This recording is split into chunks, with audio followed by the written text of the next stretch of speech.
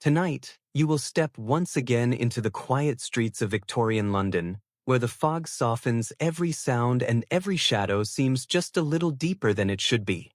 But before we begin, if you find comfort in these stories, in the slow unfolding of mysteries that drift gently into the night, consider subscribing to the channel.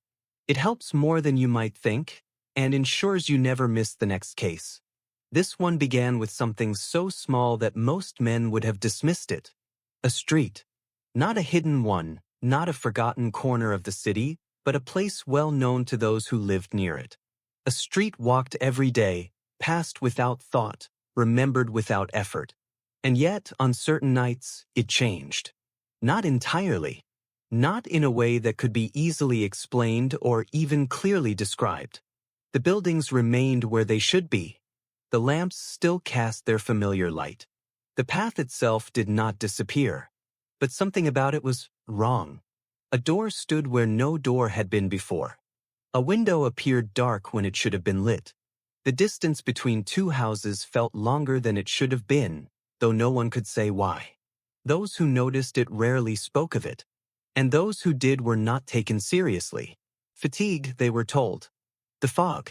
The mind playing its quiet tricks at the end of a long day. But Edmund Blackwood did not believe in such explanations. Because what troubled him was not that the street appeared different. It was what followed. Men who walked through it returned home uncertain of how they had arrived. And within days, something valuable would be gone. No sign of entry. No sign of force. Only the quiet, persistent feeling that at some point, they had taken a wrong turn and never truly found their way back. There are streets in London that a man can walk without thought. Streets that repeat themselves day after day until they become part of memory rather than attention. A man may pass through them in darkness, in fog, or in silence, and still arrive exactly where he intends to be. Mr. Arthur Bell had walked this particular street for years. He knew the spacing between the houses, the position of each lamp, and the slight incline near the end where the pavement dipped before rising again. It was not a place that required observation. It was familiar enough to trust. On the evening in question, nothing suggested that it would be any different. He left his office later than usual, the hour already settled into that quiet stretch between activity and rest. The streets were not empty, but they had begun to slow. Carriages passed less frequently, and the sound of footsteps no longer carried the same urgency. The fog had started to gather. It was not yet dense, but it moved low along the street, softening the edges of buildings and dimming the reach of the gas lamps. Their light remained steady, though reduced, casting a warm glow that failed to extend as far as it should. Arthur turned into the street without hesitation. The movement was natural, almost automatic. He did not pause to consider his direction, nor did he look ahead with any particular focus. There was no reason to do so. He had walked this path too many times to question it. At first, nothing seemed out of place. The first few houses appeared as they always had, their windows dark and their doors closed. The lamps burned with a quiet consistency, and the sound of his steps remained steady against the pavement. Even the fog, though present, did not interfere in any meaningful way. Then, after a short distance, something shifted. It was not immediate, and it did not announce itself clearly. It came as a small hesitation in thought, a brief sense that something required attention, though he could not say what it was. He continued walking, expecting the feeling to pass. It did not. One of the houses seemed unfamiliar. Arthur slowed his pace slightly, though not enough to suggest concern. The building stood where it should have been, and its shape did not differ in any obvious way. And yet, the door appeared darker than he remembered, and the window above it held no light at all. He tried to recall it, whether it had always been that way, or whether he had simply never noticed. The answer did not come easily. The more he considered it, the less certain he became. He moved on. The next lamp stood a little further ahead, its glow softened by the fog. As he approached it, he found himself expecting the usual distance between it and the previous one. When that distance did not match his expectation, he paused again. Only for a moment. The difference was small, almost insignificant. The lamp had not moved and the street had not changed. And yet, the space between them felt longer than it should have been. Arthur told himself it was nothing. The fog could alter perception. It could stretch distance, dull edges, and create impressions that did not hold under closer inspection. There was no reason to assume anything more. He continued. The street remained quiet, but the silence had changed. It was not deeper, but different, as though the sound of his steps no longer returned to him in the same way. The rhythm remained, but it felt slightly delayed, as if the street itself had shifted around him. He became aware of it without fully understanding it. A second house caught his attention. This one held light in the upper window, though he was certain it should not have. The occupant, as far as he knew, had been away for several days. He had spoken of it only the previous week, mentioning a journey that would keep him from the city. Arthur slowed again. He looked at the window, then at the door, then back at the window. The light remained steady, unaffected by his attention. There was no movement behind it, and no sound to suggest anyone was inside. For a moment, he considered approaching. Not out of concern, but out of curiosity. The thought came and passed without action. It did not seem necessary to investigate something so easily explained. Plans could change. People could return without notice. Still, the feeling remained. Not fear and not alarm, but something quieter. A sense that the street, though unchanged in its structure, no longer aligned with what he knew of it. Arthur continued walking. He reached the point where the street should begin to rise, where the slight incline would carry him toward the final row of houses before his own. He expected the shift beneath his feet, the gradual change in balance. It did not come. The ground remained level. He stopped. This time, the pause held longer. He looked behind him, tracing the path he had taken. The lamps stood in place, the houses unchanged, and the fog continued its slow movement along the street. Nothing appeared different when viewed as a whole. And yet, something was not where it should be. Arthur turned forward again. He considered retracing his steps, but the thought felt unnecessary. The street was correct. It had to be. There was no other explanation that made sense. To question it further would be to question his own memory, and that seemed far less reliable than the world before him. He chose to continue. The final stretch passed without further interruption. When he reached his door, the familiar details returned with quiet certainty. The handle, the lock, and the worn edge of the step beneath it all matched what he expected. He entered without hesitation, closing the door behind him and leaving the street as it was. The feeling did not follow him inside. Within his home, everything remained as it should be. The rooms were unchanged, the air still, and the silence complete. Whatever had unsettled him outside did not seem to belong here. He did not think of it again that night. It was only the following morning that the first gap appeared. Not in the street, and not in his surroundings, but in his memory. There was a portion of the walk he could not clearly recall. Not missing entirely, but softened in a way that resisted detail. He remembered the beginning and he remembered the end. But the middle, where the street had felt different, would not settle into a clear sequence. Arthur dismissed it. The hour had been late, and the fog had been present. There was no reason to treat it as anything more than a moment of distraction. The mind, under such conditions, could easily lose its hold on small details. He continued his day as usual. It was only 2 nights later, when he returned home to find that nothing had been disturbed, and yet something of value had been taken from a place no one else knew to search, that the memory of that walk returned to him with a different weight.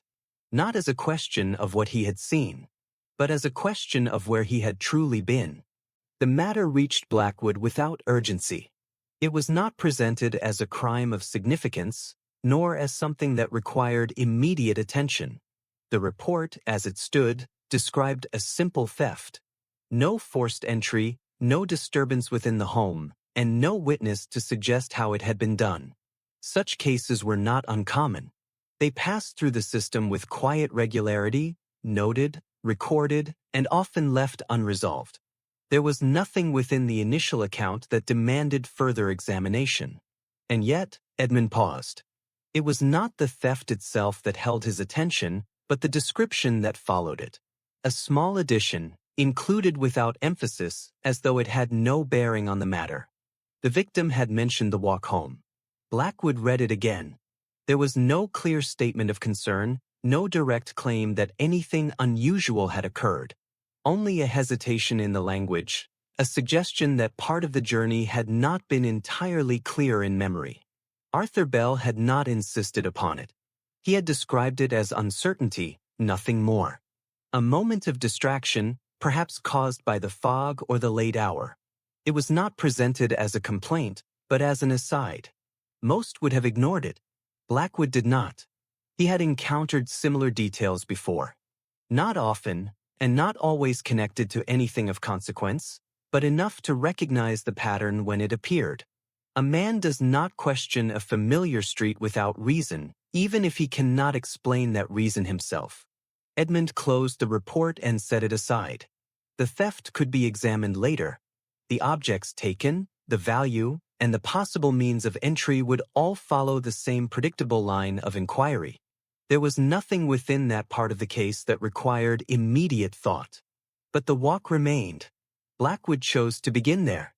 He arranged to meet Arthur Bell that same evening, not as part of an official investigation, but as a matter of quiet interest.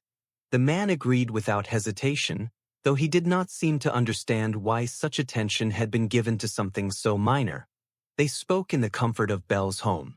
The room was orderly, the surroundings unchanged, and nothing within it suggested intrusion. If not for the absence of the missing items, there would have been no indication that anything had occurred at all.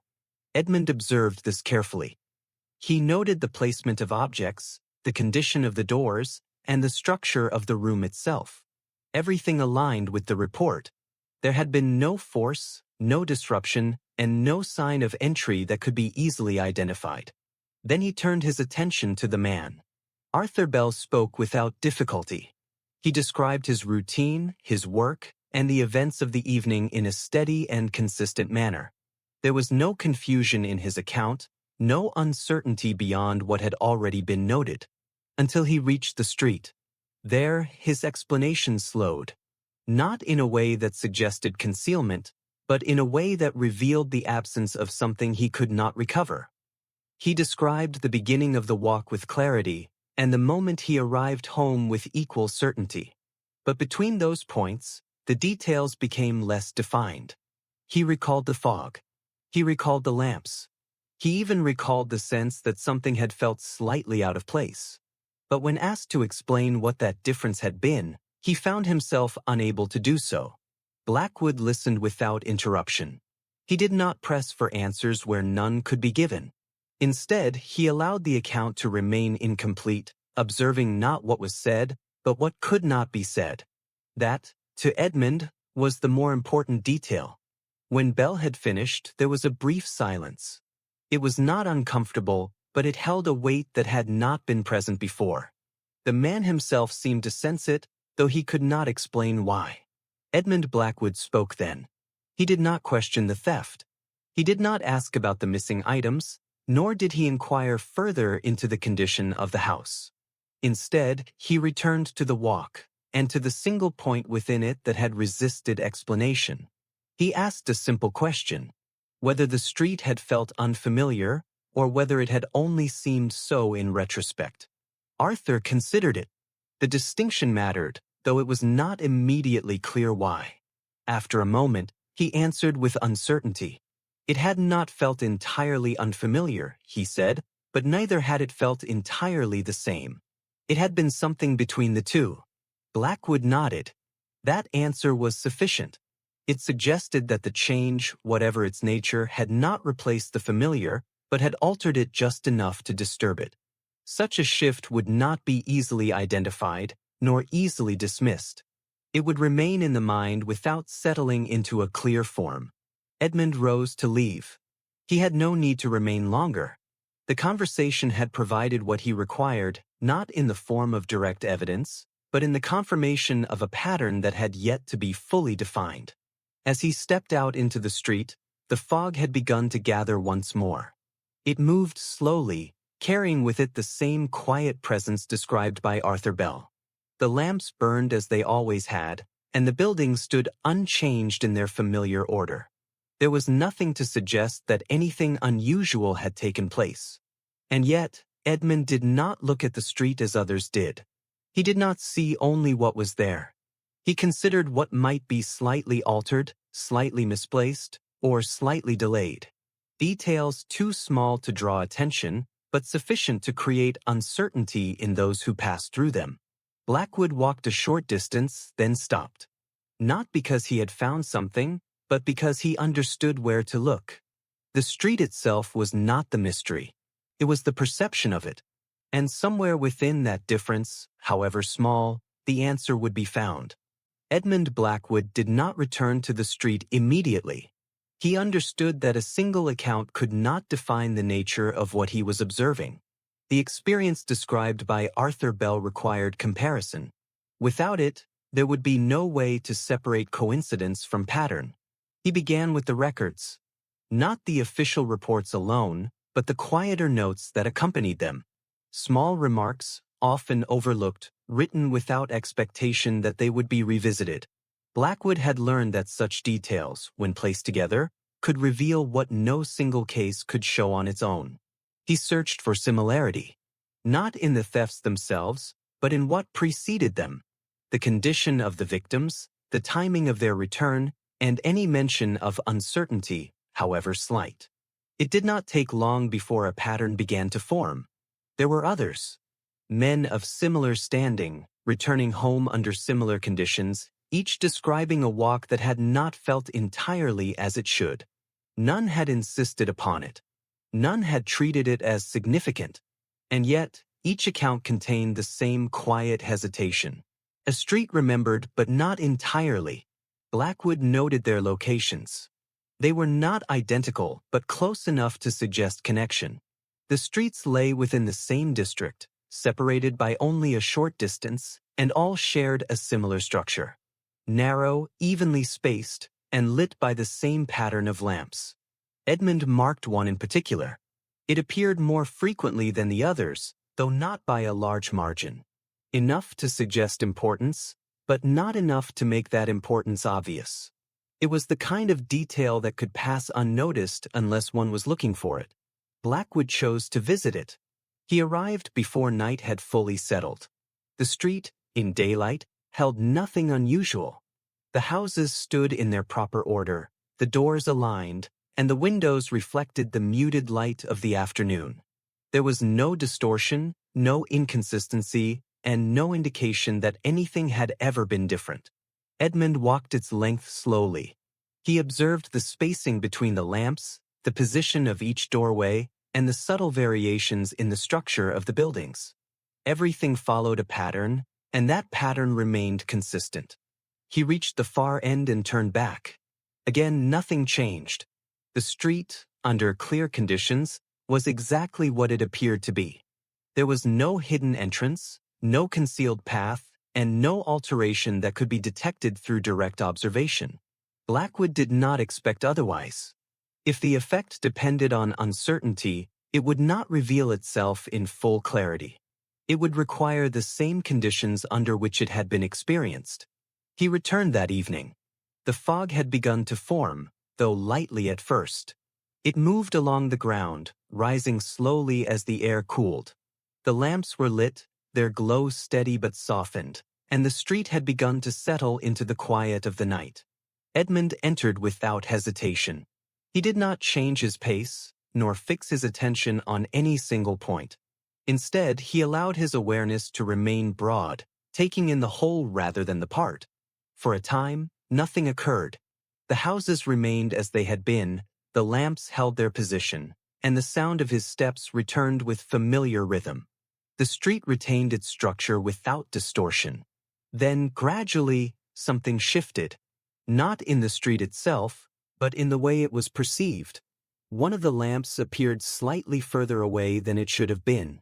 The difference was small, almost imperceptible, and yet it introduced a hesitation that interrupted expectation. Blackwood continued. He did not pause, though he marked the point in his mind. The next section followed, and for a moment, the pattern seemed to return to normal. The houses aligned, the spacing corrected itself, and the sense of familiarity resumed. Then it changed again. A doorway stood in shadow where he expected light. It was not entirely dark, but dimmer than it should have been. The structure remained correct, and the placement of the door did not differ. Only the light had altered. Edmund noted this as well. The changes did not replace the street. They adjusted it. Each alteration was small, contained within what could be dismissed. Taken alone, they held no significance. But together, they created a pattern that disrupted expectation without fully breaking it. That was the key. Blackwood slowed slightly. The fog had thickened, softening the edges of the buildings and reducing the reach of the lamps. It created a boundary within which detail became uncertain. Within that boundary, the changes occurred. Edmund tested this. He fixed his attention on a single point, a window halfway along the street, and held it there as he approached. As long as his focus remained steady, the window did not change. Its position and its light remained consistent. Then he allowed his attention to shift, only slightly. When he returned his gaze to the same point, the impression had altered. The window appeared further back than before, though the building itself had not moved. Blackwood stopped. Not because the change had surprised him, but because it confirmed what he had begun to suspect. The street was not being altered in any physical sense. Its structure remained intact. What shifted was perception, and that shift depended on attention. Edmund Blackwood resumed his walk. He allowed his awareness to move naturally, as it would for any man walking without purpose. The changes returned, small and consistent, adjusting distance, light, and position in ways that could not be easily defined. He reached the end of the street and turned back once more. This time, the effect was clearer. The street felt longer than it should have been, and the spacing between the lamps no longer matched what he had observed earlier. It was not enough to disorient him, but it would be enough for someone who was not expecting it. Blackwood came to a stop near the center. He understood now where the street began. Not at its entrance, but at the moment a man ceased to observe it with certainty. When attention shifted, even slightly, the structure became open to interpretation. And within that interpretation, it could be guided. Edmund turned and left the street as quietly as he had entered it. The fog remained, the lamps continued to burn, and the houses stood as they always had. Nothing within the street had changed. And yet, Blackwood knew that, under the right conditions, it could appear to become something else entirely. Edmund Blackwood did not consider the pattern complete. The accounts he had gathered were consistent, but consistency alone did not provide certainty. Each man had experienced the same uncertainty, the same hesitation in memory, and the same quiet disturbance in a familiar place. And each, in time, had been robbed. All but one. It was this detail that held Edmund's attention. The report had been brief, almost overlooked among the others. A man of similar standing, walking within the same district, under the same conditions. He had described the same altered street, the same uncertainty of distance, and the same quiet disruption of expectation. But nothing had been taken. Blackwood returned to the account more than once. He examined the timing, the location, and the circumstances surrounding it. Nothing appeared different at first. The walk had occurred at a similar hour, the fog had been present, and the description matched the others in all meaningful ways. And yet, the outcome had changed. Edmund chose to meet the man. His name was Thomas Ellery. The meeting took place in a modest but well-kept residence, not far from the area in question. The house showed no signs of intrusion, and nothing within it suggested that any attempt had been made. It was in every sense undisturbed. Blackwood noted this immediately. It confirmed that the absence of theft was not due to failure in execution, but to a difference in circumstance. Something had prevented the final step from occurring, and that difference would matter. Ellery spoke with clarity. His account followed the same structure as the others. He described the walk, the fog, and the sense that the street had not aligned with his memory. The details were nearly identical, down to the small hesitations that appeared when he attempted to explain what had felt wrong. Blackwood listened without interruption. He allowed the man to finish, then returned to the beginning. Not to repeat the account, but to examine it more closely. Edmund did not ask what had changed in the street. He asked what had changed in the man. Ellery paused. The question was not expected, and for a moment he did not answer. Then, slowly, he considered it. There had been something, he said, not within the street, but within himself. A moment, brief and uncertain, when he had stopped. Not entirely, but enough to interrupt the flow of his walk. He had turned slightly as though to look back, though he could not say why. Blackwood noted this. The others had not mentioned such a pause. They had described hesitation, but not interruption. Their movement had continued, even as their certainty had diminished. They had walked through the street without breaking the rhythm of their steps. Ellery had not. Edmund asked him to describe it. The man struggled to do so. It had not felt like a decision, nor like a reaction to anything he had seen. It had been a small break in thought, a moment in which the street no longer felt like a place to move through, but something to observe. Only for a second. Then it had passed, and he had continued as before. Blackwood considered this carefully. It was a small detail easily dismissed, but it held weight when placed against the pattern. The system, whatever its nature, relied on continuity. The men who had been robbed had not stopped. They had continued forward, allowing the altered perception to guide them without resistance. Ellery had interrupted that process. Not intentionally, and not with awareness, but enough to break the sequence. The street had not changed entirely for him because he had not allowed it to remain unexamined. That was the difference. Edmund rose and moved through the room slowly. He observed the placement of objects, the arrangement of furniture, and the small details that defined the space. Nothing appeared disturbed, and nothing suggested that the house had been entered in any hidden way. The absence was complete. Blackwood returned his attention to the man. He asked one final question. Whether Ellery had felt anything after the walk, any uncertainty beyond the street itself. The man considered this, then shook his head. The feeling had ended when he reached his door. It had not followed him inside. That, too, aligned with the others. Edmund Blackwood thanked him and left. The fog had begun to gather again, though more lightly than before. It moved along the street with the same quiet presence, altering distance and softening light. The lamps burned as they always had, steady and unchanged. Blackwood walked without pause. He considered the difference. Not in the street and not in the method, but in the moment where it had failed. The system depended on a certain state of mind, a willingness to accept what was seen without question. It required continuity, a steady movement through uncertainty. Ellery had broken that. Only for a moment. But it had been enough.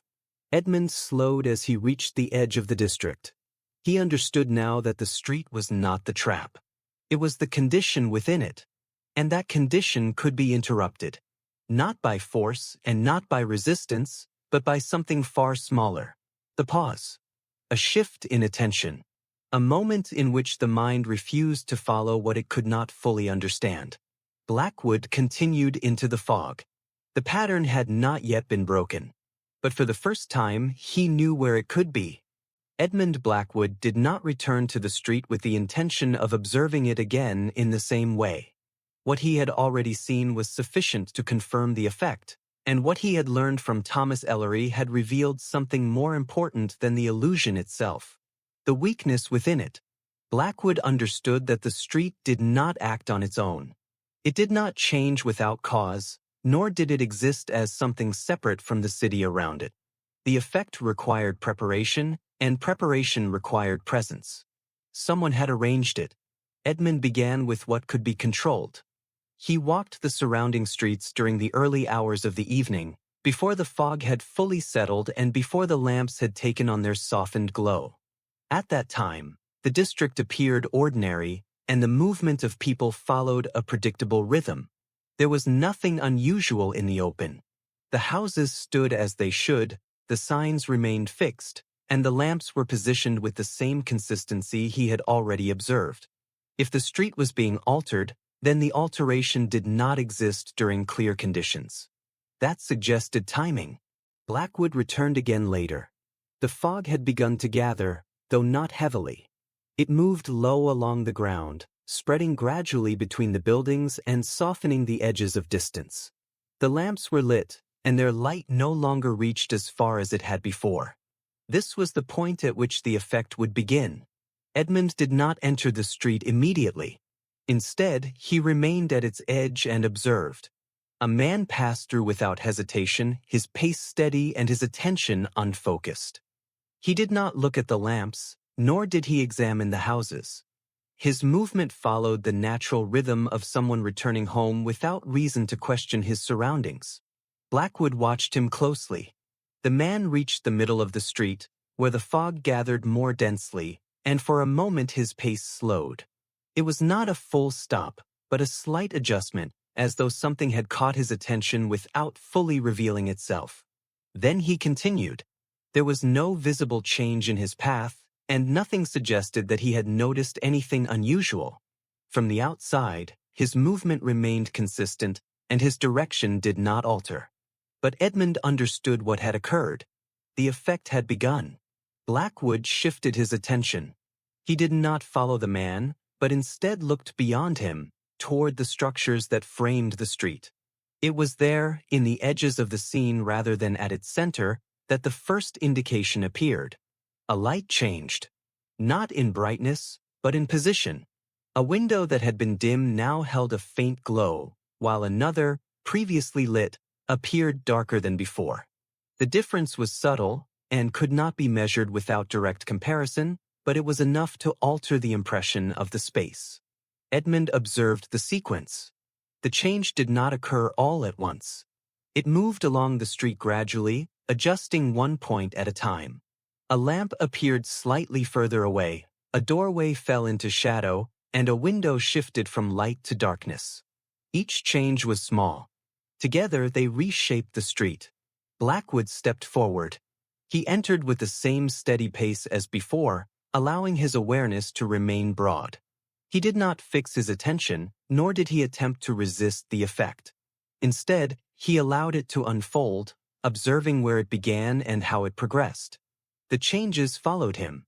Not directly, but in sequence.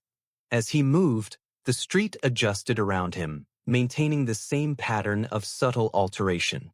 The distance between points shifted, the clarity of light changed, and the sense of alignment began to loosen. Edmund did not lose his direction, but he could see how another man might. The street did not force a mistake. It encouraged one. Blackwood reached the point where Arthur Bell had first hesitated. There, the effect became more apparent. The fog thickened slightly, and the light from the nearest lamp no longer reached the doorway beside it. The space appeared deeper than it should have been, and the distance to the next point felt extended. It was not an illusion of sight alone. It was an adjustment of expectation. Edmund slowed. Not enough to break the rhythm, but enough to observe more closely. He turned his head slightly, as though considering the structure of the street rather than moving through it. In that moment, the effect weakened. The alignment returned. The lamp resumed its proper position, the doorway regained its light, and the distance between them settled into what it should have been. Blackwood continued. The effect returned as his attention shifted away. That was the pattern. It depended on movement and on the absence of scrutiny. As long as the mind accepted what it saw without question, the street could adjust itself within that acceptance. Edmund reached the end and turned back. This time, he observed the edges more closely. There were signs of presence. Not obvious and not within direct view, but suggested in the small details that did not belong entirely to the structure of the street. A shadow that held its shape longer than it should, a faint movement behind a window, and the suggestion of sound that did not align with his own steps. Blackwood did not pursue them. He understood that the system relied on remaining unseen, and those who operated it would not reveal themselves easily. But their presence was there, contained within the same boundaries as the effect they created. The street was being used, not changed and not transformed, but adjusted in a way that guided those who walked through it. It was a controlled environment, built from small alterations and maintained through timing. Edmund Blackwood left the street as he had entered it. The fog remained, the lamps continued to burn, and the houses stood unchanged. But now he no longer saw the street as a place. He saw it as a method, and like any method, it could be followed back to those who controlled it. Edmund Blackwood did not remain within the street after confirming its effect. What he had observed was enough to establish the method, and to remain longer would have offered little beyond repetition. The structure, once understood, no longer required constant observation. What mattered now was how it was sustained. Blackwood returned to the surrounding streets during the following evening, choosing not to enter the altered path at once. Instead, he observed from a distance, allowing the environment to reveal what could not be seen from within it. The fog had gathered again, though unevenly, settling more heavily in some places than in others. That difference was not natural. Edmund noted it immediately. The fog did not spread evenly across the district, but appeared to collect more densely along the same stretch of street he had already examined. The effect was subtle and easily dismissed as a variation in the air, but it remained consistent over time. Blackwood considered its source. Fog could not be directed with precision, but it could be encouraged. The structure of the street, the spacing of the buildings, and the presence of narrow passages could all influence how it settled. If used correctly, it could create the same boundary of uncertainty he had already experienced. This was not accidental. Edmund shifted his attention to the lamps. Their position remained fixed, but their light did not behave as it should. In some places, it appeared dimmer than expected, while in others it extended slightly further than its natural range. The difference was small, but it aligned with the pattern of alteration within the street. Blackwood moved closer, not into the street itself, but along its edge, where the effect was less pronounced. From there, he could observe without becoming part of it. The changes were easier to detect from outside, where expectation had not yet been disrupted. He saw the first movement. It was slight and easily missed. A figure passed along the far side of the street, remaining close to the buildings and within the shadow cast by the lamps.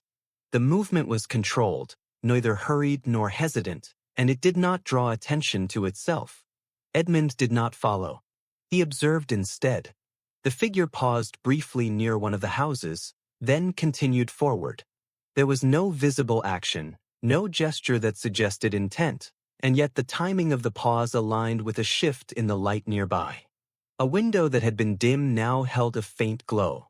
Blackwood noted the connection. The changes were not random. They were guided.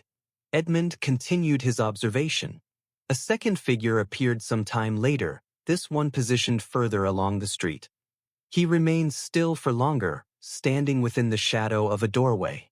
His presence did not disrupt the scene, but it existed within it, contributing to the overall structure without revealing itself directly. Blackwood understood the arrangement. The street was not altered from a single point. It was maintained through multiple positions, each controlling a small part of the environment. Light, shadow, and timing were adjusted in sequence, creating a continuous effect that followed those who walked through it. This explained the consistency. Each alteration was small enough to avoid detection, but together they formed a pattern that could guide perception. The men who walked the street did not see the changes as separate events. They experienced them as a single, continuous shift. Edmund remained still. He allowed the pattern to continue without interference, observing how it moved and how it was sustained. The figures did not interact directly, nor did they communicate in any visible way. Their coordination existed within timing rather than signal. That, too, was deliberate. Blackwood stepped back from the edge. He had seen enough to confirm the structure. The street, as he had suspected, was not a place that changed, but a place that was used. Its effect depended on careful control, applied in small increments and maintained through presence. Edmund began to consider the next step. The system could not function without those who maintained it. Remove them and the effect would end. But to do so without understanding their movement would risk losing them entirely. They would not remain if they believed they had been observed. Blackwood chose patience. He would not act yet. Instead, he would follow the pattern outward, tracing it beyond the street and into the places where it began. The figures he had seen did not arrive without purpose, and they did not remain without direction. Their presence pointed to something larger, something beyond the immediate space. Edmund turned away. The fog continued to settle, the lamps held their quiet glow, and the street remained unchanged to any who passed it without thought. But Blackwood no longer saw it as a mystery. He saw it as a design. And every design, no matter how careful, began somewhere. Edmund Blackwood did not return to the center of the street the following night. What he had already seen within it had revealed enough of its effect, and to repeat the same observation would have added little. The system, as he now understood it, did not exist in a single place. It extended beyond it. Blackwood chose instead to follow the edges. He walked the surrounding streets with measured pace, observing not only the altered path, but the areas that connected to it. These were the points where movement entered and left, where those who maintained the illusion would pass without drawing attention. The fog had settled early that evening. It lay low along the ground, rising slowly between the buildings and softening the reach of the lamps. The district appeared calm, its rhythm unchanged, and yet Edmund knew that beneath that calm, the same structure remained in motion. He observed the first transition. A man approached the altered street from the west, his movement steady and without hesitation. He did not pause at the entrance, nor did he show any awareness of what lay ahead. His steps carried him forward with the same quiet certainty as any other passerby. Blackwood did not follow him. He watched instead from a distance, allowing the man to enter the street while he remained outside its influence. From that position, the change was not as immediate, but it could still be seen. The man's pace adjusted. Not enough to suggest confusion, but enough to indicate a shift in perception. His steps slowed slightly, then resumed, maintaining a rhythm that appeared unchanged from a distance, but altered in its timing. The effect had taken hold. Edmund turned his attention away. He had no need to observe the full progression. What mattered now was where the system began and where it ended. The man who had entered would continue through it, guided without awareness, and would leave with the same quiet uncertainty described in the earlier accounts. Blackwood followed the path backward. Not the one taken by the victim, but the one used by those who controlled the street. He moved along the outer edge, watching for the figures he had seen before, those who remained within shadow and adjusted the environment without revealing themselves. It did not take long to find one. The man stood near a narrow passage between two buildings, positioned just beyond the reach of direct light. His posture was still, and his presence did not draw attention. To anyone passing by, he would have appeared as nothing more than a figure pausing for a moment before continuing on. Blackwood did not approach. He observed from a distance, noting the timing of his movement. The man did not remain in place indefinitely. After a short interval, he stepped away from the passage and moved along the street, his pace steady and controlled. Edmund followed. Not closely, and not in a way that would reveal his intention. He allowed distance to remain between them, using the structure of the street to conceal his movement. The man did not look back, nor did he alter his path. He moved as one accustomed to his surroundings. The route led away from the altered street. Through a series of narrow turns, the district shifted in character. The buildings grew less uniform, the spacing between them less precise, and the presence of others diminished. It was not an isolated area, but one that received less attention. Blackwood continued. The man passed through a small courtyard, then into a side street that connected to a broader road. There, the fog was thinner, and the light from the lamps extended further. The effect that had defined the earlier street did not reach this far. This was outside the system, or at least outside its visible boundary. The man slowed. He paused briefly near the entrance to a building, his attention shifting in a way that suggested awareness, though not alarm. Then, without hesitation, he entered. Blackwood stopped. He did not follow. To enter at that moment would have revealed too much. The man had not taken precautions against being followed, but that did not mean he was unobservant. The structure of the system depended on discretion, and those within it would be attentive to any change in pattern. Edmund remained where he was. He observed the building from a distance, noting its position within the street and its relation to the path that led back to the altered area. It was close enough to serve as a point of return, but far enough to remain separate from direct observation. That made it important. Blackwood turned his attention back toward the street he had left behind. He considered the distance, the timing, and the movement between the 2 points. The system, as he now saw it, was not confined to a single location. It extended outward, connecting places through the actions of those who maintained it. The street was only one part. The control existed beyond it. Edmund stepped away from the building. He had no need to remain longer. The path had been established, and the connection confirmed. What remained was to understand how it was used, and how it could be interrupted without allowing it to disappear. Blackwood returned to the fog. The altered street remained as it had been, guiding those who entered it and releasing them without awareness. The figures within it continued their quiet work, adjusting light and distance in ways that could not be easily seen. But now, Edmund knew where they came from, and more importantly, where they returned. Edmund Blackwood did not approach the building that night. He understood that to follow too closely, or to press too quickly, would risk disturbing the pattern before he had fully traced it.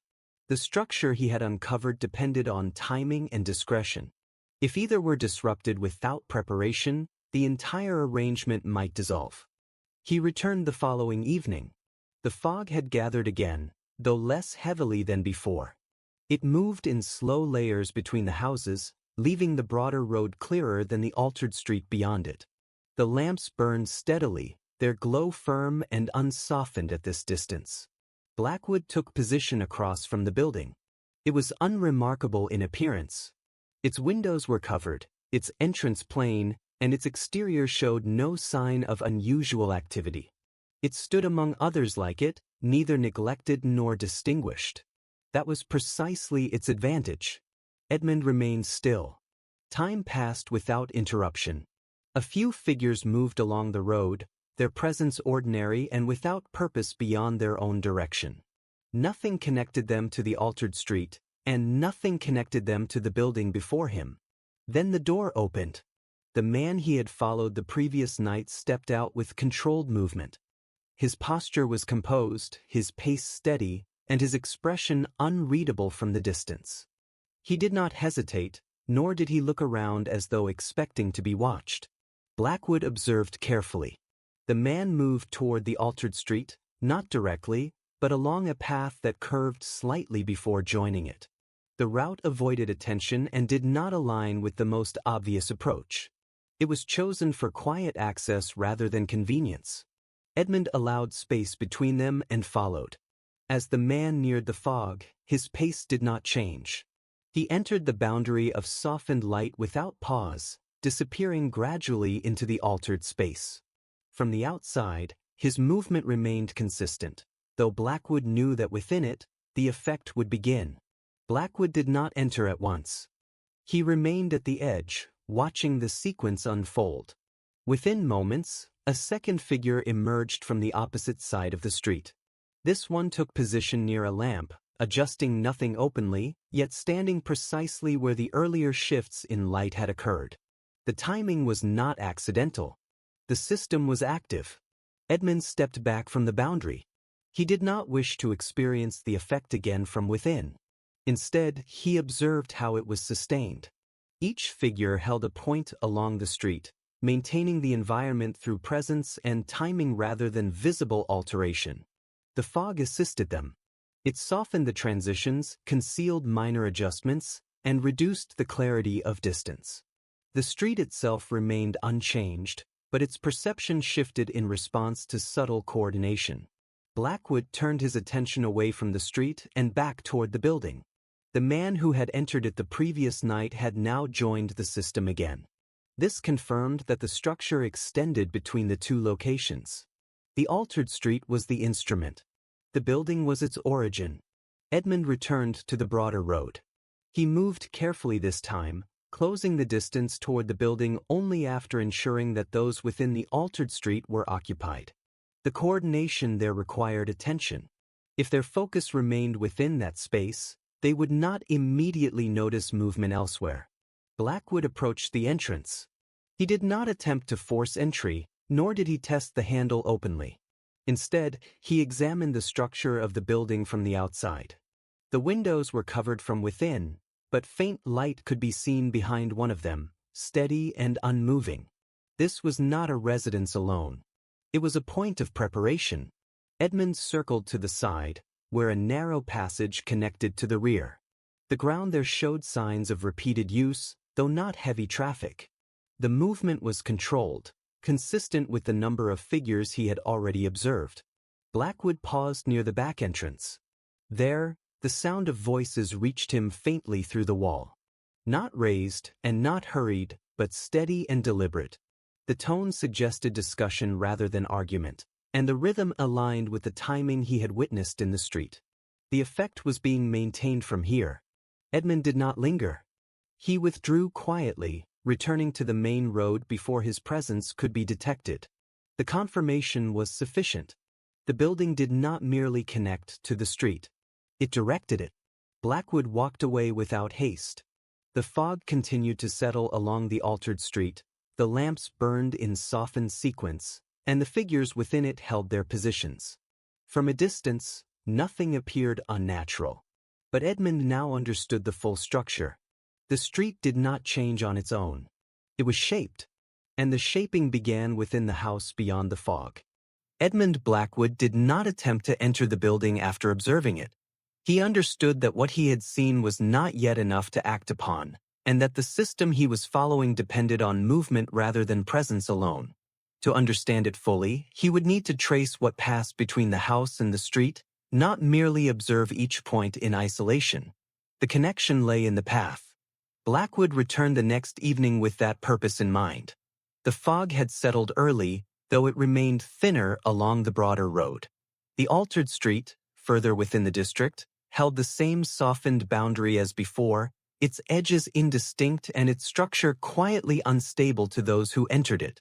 Edmund positioned himself between the two, not at the street and not at the building, but along the route that connected them. It was there, in the movement between these points, that the system would reveal its continuity. He waited. After some time, a figure emerged from the building. The man moved with the same controlled pace Edmund had observed before. There was no urgency in his steps, and no visible sign that he carried anything of importance. His presence alone, however, suggested purpose. Blackwood followed. He allowed distance to remain, keeping to the edge of the street and adjusting his pace to avoid alignment. The man did not look back, nor did he alter his route. He moved with the confidence of someone who had walked the same path many times. The direction led toward the altered street. As he approached, the fog thickened slightly, settling more heavily along the entrance. The man did not hesitate. He entered the softened boundary without pause, disappearing into the same gradual obscurity that had defined the earlier observations. Edmund stopped at the edge. He did not enter. Instead, he observed how the path ended. The man, once within the street, no longer appeared distinct from the others who maintained it. His role shifted, not through visible action, but through position. He became part of the system rather than separate from it. That was the transition. Blackwood turned away. He followed the route in reverse. The path back to the building revealed more than the path toward it. It passed through areas where the fog was less dense, where the light from the lamps remained clear, and where the structure of the streets could be observed without interference. Edmund noted each turn. They were not random. The route avoided the most direct paths, favoring those that offered cover and distance from open view. It passed along narrow streets, through partial shadow, and between buildings that reduced visibility without appearing isolated. The design was deliberate. Blackwood reached the building and paused. He did not approach the entrance this time. Instead, he observed the surroundings more closely. The position of the structure, its relation to the altered street, and the routes that connected it to the wider district all formed part of the same arrangement. It was not hidden, but it was placed carefully. Edmund stepped back and waited again. After some time, another figure appeared. This one moved in the opposite direction, leaving the altered street and returning along the same path. His pace was unchanged, his posture composed, and his attention directed forward. He carried nothing visible, yet his movements suggested completion. The sequence was continuous. One entered, another returned. Blackwood followed him. The man passed through the same turns, the same narrow passages, and the same controlled route that Edmund had already traced. When he reached the building, he entered without hesitation, and the door closed behind him without sound. The system had closed its loop. Edmund remained where he was. He considered the movement. The street did not exist without the building, and the building did not act without the street. The path between them allowed the system to function, carrying those who maintained it from one point to the other without drawing attention. That path could be interrupted, not by force and not by presence alone, but by understanding when it was used. The timing of movement, the sequence of entry and return, and the roles assigned to each figure all depended on consistency. Consistency created opportunity. Blackwood turned away. He had seen the connection in full. The altered street, the figures within it, and the building beyond the fog were not separate elements. They formed a single structure, sustained through movement and controlled through timing. And within that structure, the path between them was the only part that could not remain hidden, because it had to be used. Edmund Blackwood did not delay his next step. He understood that the system he had observed depended on repetition, and that repetition could be predicted.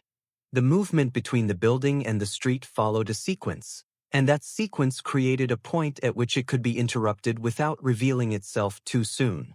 Blackwood chose that point carefully, not within the street, where perception could be altered, and not at the building, where attention would be greater. Instead, he selected the path between them, where movement remained consistent and the effect had not yet taken hold. The following evening, he returned to that position. The fog had begun to gather, though it remained light along the route he had chosen. The lamps burned clearly, their light extending further than within the altered street. It was a place where distance could still be measured and where movement could be observed without distortion. Edmund waited. In time, a figure emerged from the building. The man moved as the others had, with steady pace and without visible concern. His direction led toward the altered street, following the same route that Blackwood had already traced. There was no variation in his movement, and no sign that he expected interruption. Blackwood stepped forward. He did not conceal himself, nor did he approach with force. His movement was calm and measured, aligning with the natural rhythm of the street. The man noticed him only when the distance between them had closed enough to require acknowledgement. He slowed, not out of alarm, but out of uncertainty. Blackwood spoke. His voice was steady, neither raised nor lowered beyond what was necessary. He did not accuse, nor did he reveal his purpose. Instead, he asked a simple question, one that required the man to pause and consider his response. That pause was enough. The rhythm broke. The man hesitated, his attention shifting from his path to the presence before him. For a moment, he no longer moved with the same certainty. The sequence, which had depended on continuity, had been interrupted. Blackwood observed the change. The man's posture remained composed, but the direction of his movement had altered. He no longer advanced toward the street, nor did he return to the building. He remained between the two, held in a moment that did not belong to either part of the system. Edmund continued. He asked another question, no more direct than the first. It did not demand an answer, but it required attention. The man responded, though his words held little importance. What mattered was that he had engaged. The sequence could not resume. Blackwood stepped aside. He allowed the man to continue, though the direction he chose was no longer the same. The hesitation remained, and with it, a disruption that could not be easily corrected. The timing had been broken. Edmund did not follow. He returned to his position and waited. The effect became visible soon after. Within the altered street, the pattern shifted. A lamp held its light longer than it should have. A doorway remained in shadow without adjustment. The sequence that had previously moved with precision now showed small inconsistencies, each one subtle, but together forming a break in the system. The figures within the street adjusted. Their positions shifted slightly, and their timing no longer aligned as it had before. The coordination, once seamless, now required correction.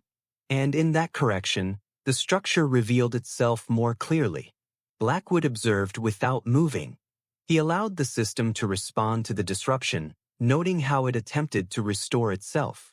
The changes became more visible, less controlled, and more dependent on the actions of those within it. That was the weakness. The system relied on continuity. Without it, the effect diminished. Edmund stepped away from the path. He had confirmed what he needed. The interruption had not ended the system, but it had exposed its reliance on timing. The figures within it could not maintain the same precision once that timing had been disturbed. Blackwood turned toward the building. The connection remained. The movement between the 2 points would continue, but now it could be observed under different conditions. The disruption had created variation, and within that variation lay the opportunity to act. Edmund Blackwood walked into the fog. The altered street continued to function, though less perfectly than before. The lamps still burned, the fog still softened the distance, and the figures remained in place. But the pattern was no longer intact. And once a pattern is broken, it cannot return to its original form without revealing how it was made. Edmund Blackwood did not attempt to repeat the interruption in the same manner. What he had done was enough to expose the weakness, and to press further without preparation would risk forcing the system into concealment. Those who maintained it would not continue unchanged if they believed it had been understood. Instead, Edmund chose to observe how it adapted. The following evening, he returned to the district with the same measured intent, though his attention was now directed not at the street itself, but at the changes within it. The fog had gathered again, though its shape appeared less consistent than before, shifting unevenly along the path that had once been controlled with precision. That inconsistency was new.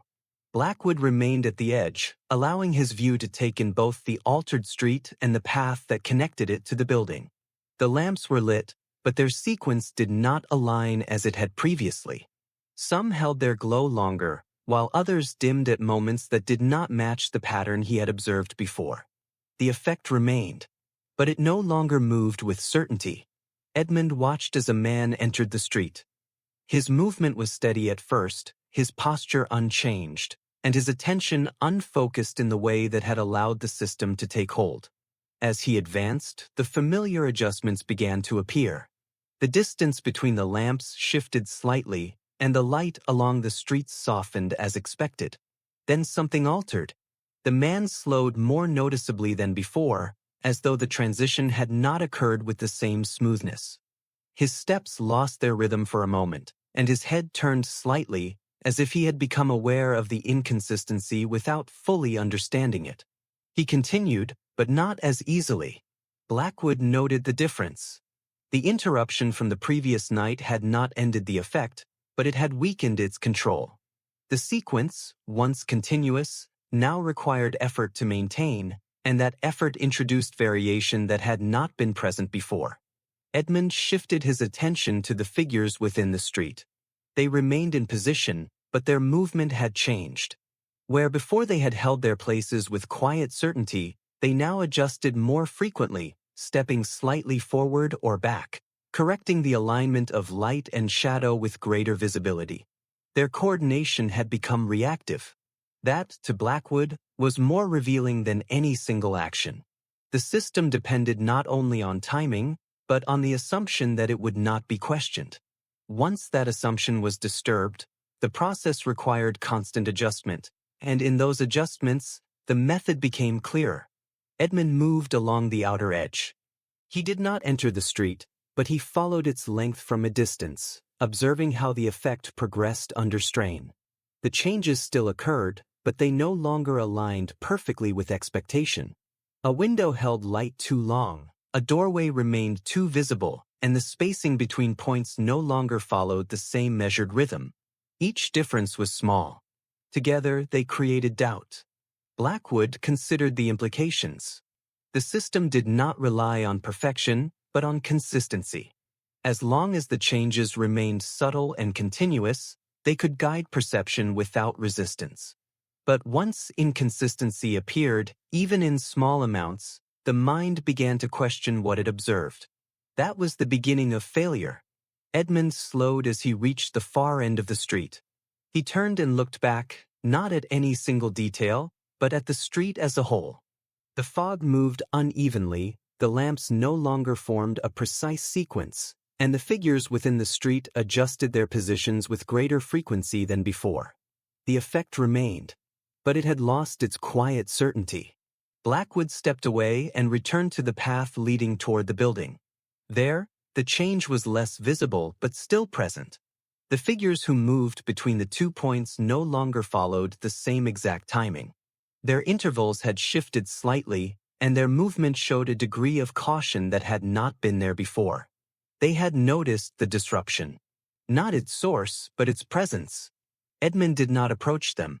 He observed from a distance, allowing the pattern to reveal itself further. The system was attempting to restore its original form, but it could not do so immediately. The break in continuity required adjustment, and that adjustment required time. Time created opportunity. Blackwood turned his attention to the building. The connection between it and the street remained intact, but the flow between them had slowed. Those who entered did so with greater awareness, and those who returned no longer moved with the same unbroken rhythm. The system was under strain. Edmund Blackwood stepped back into the shadow of the broader road. He had no need to act yet. The disruption had done what he intended. It had not ended the system, but it had forced it into a state where it could no longer remain invisible. The changes, once hidden within perception, had begun to surface within the structure itself. And once a system is forced to reveal how it corrects itself, it begins to reveal how it can be undone. Edmund Blackwood did not mistake strain for collapse. He understood that the system he had observed was not fragile, but adaptive. The interruption he had introduced had forced it to adjust, yet it continued to function. The altered street still guided those who entered it, and the building beyond the fog still directed the movement between them.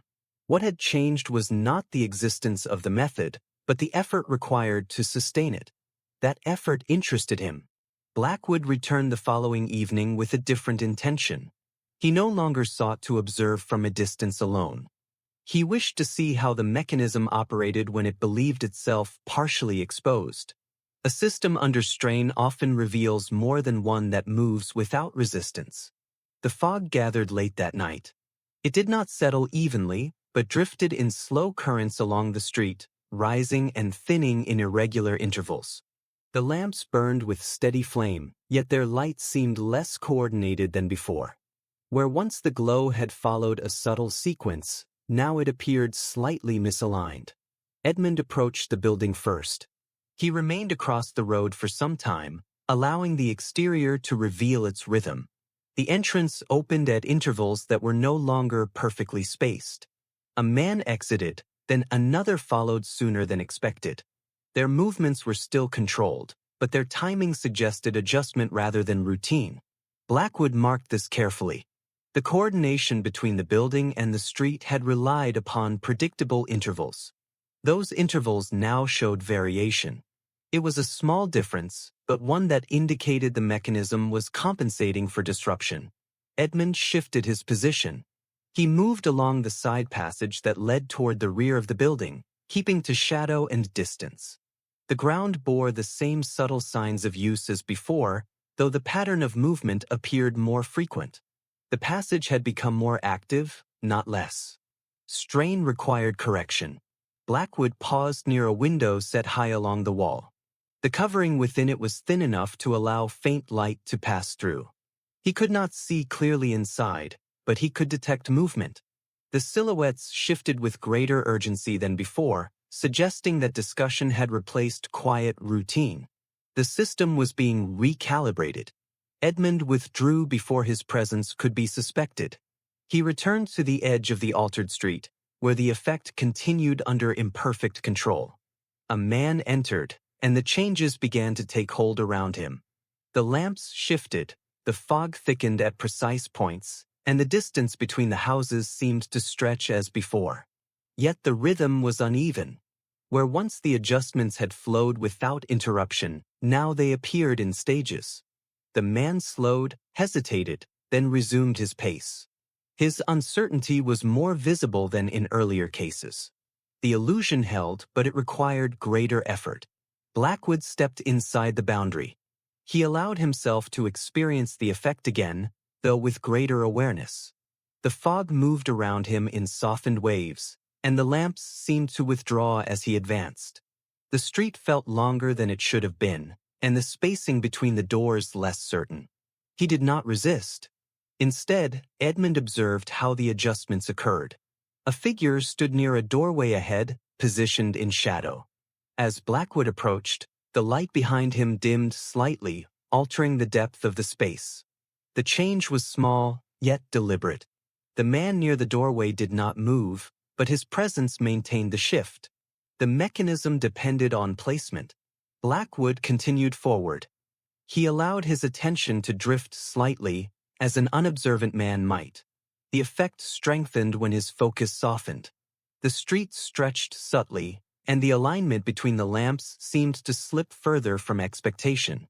Then he paused. Not abruptly, but enough to break the continuity of his movement. The fog thinned around him, and the nearest lamp regained its clarity. The figure near the doorway adjusted position, stepping half a pace forward, as though to restore the sequence. Edmund noted the response. The system corrected itself in reaction to interruption. It did not collapse at once, but it required active management. The figures within the street were not merely present. They were sustaining the illusion through constant calibration. Blackwood resumed his walk. He reached the center of the street and turned slowly, taking in the full length behind him. The fog shifted again, attempting to restore the softened boundary, but the sequence of light no longer aligned with precision. The effort to maintain it had created visible inconsistencies. Edmund stepped out of the altered space.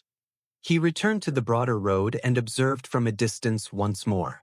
The figures within the street adjusted more frequently than before, their positions shifting in subtle but noticeable increments. The building beyond the fog remained active, its door opening and closing at intervals that suggested urgency.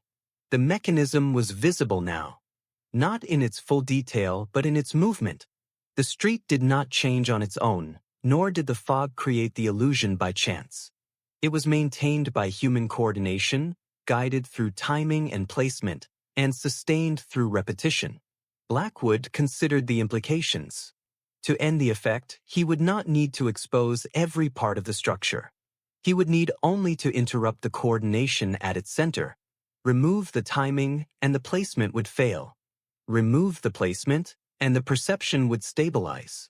The street itself was not the source. The source lay in the building and in the sequence that flowed from it.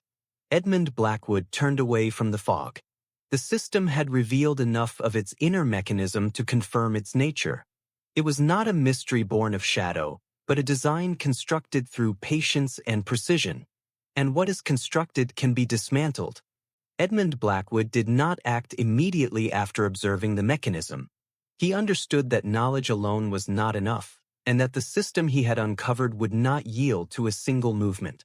It had been built with care, and it would require the same care to bring it to an end. What he needed now was clarity. Blackwood returned the following evening with a more defined purpose. He no longer observed the street and the building as separate points, but as parts of a single structure.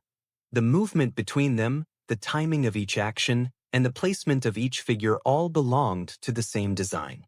He intended to see it whole. The fog had gathered once more, though its pattern remained uneven.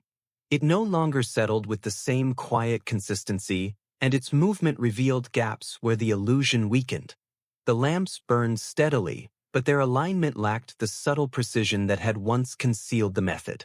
Edmund positioned himself at a distance where both the street and the path could be observed. From there, the system unfolded in sequence. A man emerged from the building and moved toward the altered street. His pace was measured, though not as steady as before. He entered the fog, and the figures within the street adjusted to receive him. The lamps shifted, the shadows deepened, and the structure of the street began to change around him. Another man left the street shortly after. His movement was less certain, his steps slightly uneven, as though the effect had not fully settled. He followed the path back to the building, his direction clear, but his awareness not entirely restored. The exchange continued. One entered, another returned. Blackwood watched carefully. The timing between these movements no longer aligned perfectly. There were moments when the street held more figures than necessary, and others when it held fewer. The system was compensating, adjusting itself in response to the strain introduced earlier. This imbalance revealed the roles within it. Edmund observed that not all figures moved between the 2 points. Some remained within the street, holding fixed positions that controlled light and distance. Others traveled along the path, carrying the sequence between the building and the street. The structure was divided. One part sustained the illusion. The other directed it. Blackwood followed the path once more. He moved along its edge, observing how the figures who traveled it behaved when the system was under pressure. Their pace was no longer entirely uniform. Some moved more quickly than before, while others paused briefly at points that had once been passed without hesitation. These pauses mattered. They marked moments where coordination required adjustment. The system no longer flowed without interruption, and in those interruptions, the underlying design became visible. Edmund reached the building. He did not approach the entrance directly. Instead, he remained within view of the path, watching as a figure returned from the street. The man slowed before entering, as though confirming something that had not required confirmation before. Then he went inside. Blackwood considered the implication. The building did not merely direct the system. It corrected it. When the sequence faltered, those within the building adjusted the timing and placement of those outside. The figures within the street responded to these adjustments, restoring the illusion as best they could. The control was centralized. Edmund stepped back and returned his attention to the street. From his position, he could now see the full pattern. The fog, the lamps, the figures, and the movement between them all formed a continuous structure. It did not exist in a single place, but in the relationship between those places. That relationship was its strength and its weakness. Blackwood understood that to dismantle the system, he would need to interrupt it at its center. The figures within the street could adjust only so much, and the path between them could only carry instruction. The building, however, held the coordination that allowed the system to function. Without it, the structure would fail. Edmund did not act that night. He allowed the system to continue under strain, observing how it attempted to restore itself. Each adjustment revealed more of its design, and each inconsistency confirmed the limits of its control. Blackwood turned away from the fog. He had seen enough. The illusion, once hidden within perception, now stood revealed as a constructed sequence. It relied on timing, on placement, and on the quiet assumption that it would not be questioned. That assumption no longer held. Edmund Blackwood walked into the night with a clear understanding of what remained to be done. The street would not need to be changed, only the structure that sustained it. Edmund Blackwood did not allow the system time to recover. He understood that delay would restore its precision, and once restored, the structure would return to the quiet order that had concealed it from notice. The strain he had introduced had created an opening, and that opening would not remain for long. He returned the following evening with a clear and measured intention. The fog gathered as it had on previous nights, though its movement remained uneven, and the lamps burned along the altered street with a glow that no longer aligned with perfect consistency. The figures within the system took their positions, but their movements already carried the weight of adjustment rather than certainty.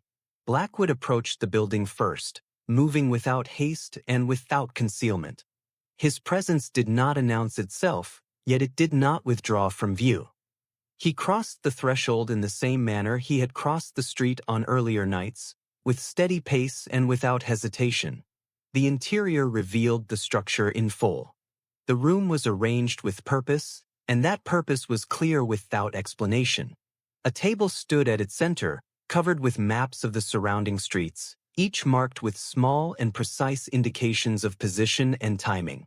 The arrangement reflected the same pattern Edmund had observed outside, but here it existed without distortion, fixed and deliberate. Several men were present. Their attention turned toward him at once, not in alarm, but in recognition of interruption. They had not expected intrusion, yet they understood immediately that something within their system had been seen. Blackwood did not raise his voice, nor did he step forward with force. He spoke calmly, his words measured, describing not the crime itself, but the method that sustained it. He spoke of timing, of movement, and of the way their control depended on continuity. He did not accuse, but he did not leave space for denial. Each observation aligned too closely with the structure before them, and each detail reflected what they knew to be true. The effect of this was immediate. Their hesitation, though brief, was enough. The system they maintained required constant coordination, and even a moment of uncertainty at its center was sufficient to disrupt that coordination. The sequence that had moved without interruption began to falter. Blackwood did not press further. He stepped toward the table and placed his hand upon the marked surface, allowing the weight of what had been revealed to settle without force. He spoke once more, not to persuade, but to confirm, describing the interruption he had introduced and the strain that had followed. The men listened, and in their silence, the system lost what remained of its precision. Edmund turned and left the building. Outside, the change had already begun. The fog still moved along the street, but its presence no longer concealed the structure beneath it. The lamps burned in place, their light steady and unchanged, and the figures within the street no longer held their positions with the same certainty. The illusion weakened. A man walking within the street slowed, then stopped, not in hesitation, but in awareness. He looked around him with clarity, as though something that had once been uncertain had now settled into place. The distance between the houses no longer shifted, and the light no longer altered his perception of it. Others followed in the same way. Those who entered the street did not continue forward without question. They paused, turned, and observed, their attention no longer guided by the quiet adjustments that had once shaped their movement. The effect had not vanished at once, but it no longer held. Blackwood remained at a distance. He did not need to approach, nor to intervene further. The system had depended on coordination, and that coordination had been broken at its source. Without it, the figures within the street could not sustain the sequence, and without the sequence, the illusion could not remain. Edmund turned away from the fog. The building behind him no longer directed what lay beyond it, and the street ahead no longer altered itself for those who walked it. The connection between them had been removed, not through force, but through the loss of what had held them together. The pattern had ended, and with it, the quiet deception that had once moved unnoticed through the night. In the days that followed, the street returned to what it had always been.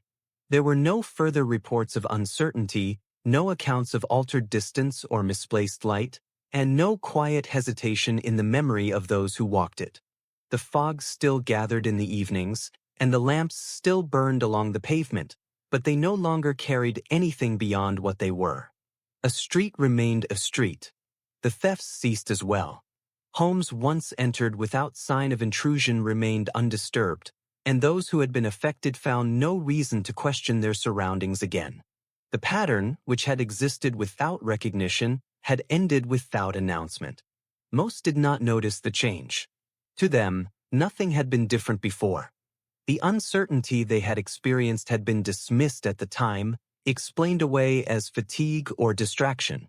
With its absence, there was nothing to compare it to, and so it left no lasting impression. Only the result had remained. And once that result disappeared, the memory of its cause faded with it. Edmund Blackwood did not expect otherwise. He understood that such systems depended on remaining unnoticed, not only while they operated, but even after they had been removed. The mind does not hold firmly to what it cannot fully define, and what cannot be defined is often forgotten. That, in part, had allowed the method to exist. Blackwood returned to the street once more.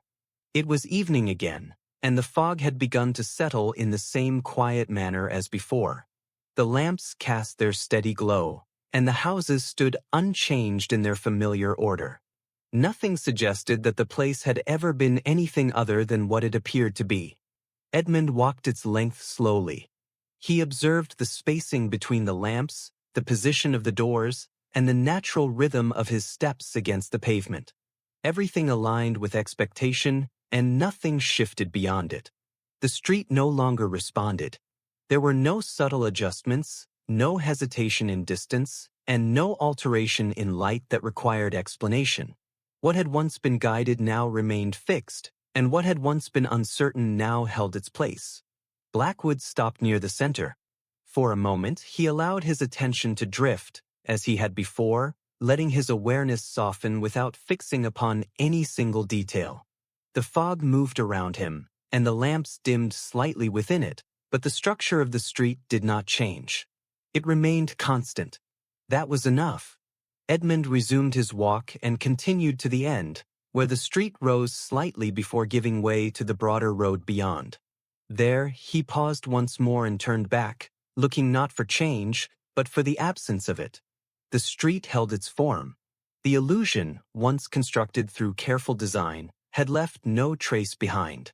There was nothing within the space itself to suggest that it had ever been used in such a way. Without the presence of those who had maintained it, the method could not exist. Blackwood turned away. The building beyond the fog no longer held its purpose, and the path that had connected it to the street had lost its meaning.